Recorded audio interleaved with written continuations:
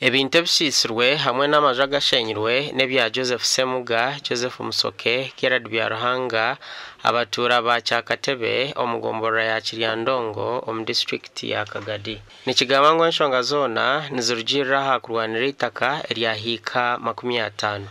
Kandi batendere weterandi kwizamulizamu ikanaza 15.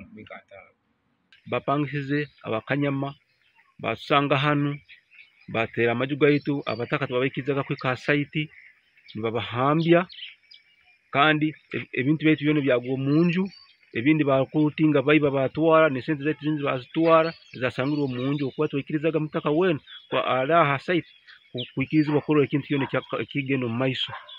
Nikigamba ngu enshonga zoona nizirugirira aha kurwanira itaka eryahika 50. Amaju gaitu bakagadoma na bintu byone byakabaye biro munju byona bakabisisa busamu kintu kyasigairemu byona bakabimaramu. Mukasera katito tukaja kurwani batemba haiguru hanju ya block musajja himbire nyondo nataka kukambura na gihama bati. Abakazi babasisikarirwe ebintu ebi nabajangwe kikunga musisa cy'abantu kikarugo mu town ya Kiryanga cyatera amaju gabo hati bineho kutomutwe. Tukurara her tutayina abana baitu ntuchure mibune turya busaba government yatuyambe tubuyambi bokura tina bokurara tukurara he unkemisiri. Rafael Twesije chairman w'ekyaro kya Kyakatebe yajumire kikorechi ekyo bwinaze. Warebire oyine mishango na mugenzi wawe ija oyanjuro wa chairman RC1 ogambe reporting ebizibu byawe ejo yine omukifeka na mugenzi wawe. Government etuyambe hakire etufunire namba turabera na tukurara heru.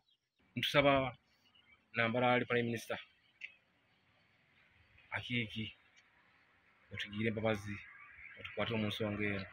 Julius Hachiza Alan omugambirizi wa polisi omukyanga kya Albertine yagira ngu bakwasire Farida Bazarabusha, Kitiibwa Domazo, Benedicto Barbankoha, Beatrice Tibugambwa, Olivia Nabutono hamwe na Juliet Mbakwasa okubahweraho omukyondoza ensonga egi. Abo mukaga bona tubine omukyome amushango gwa malicious damage.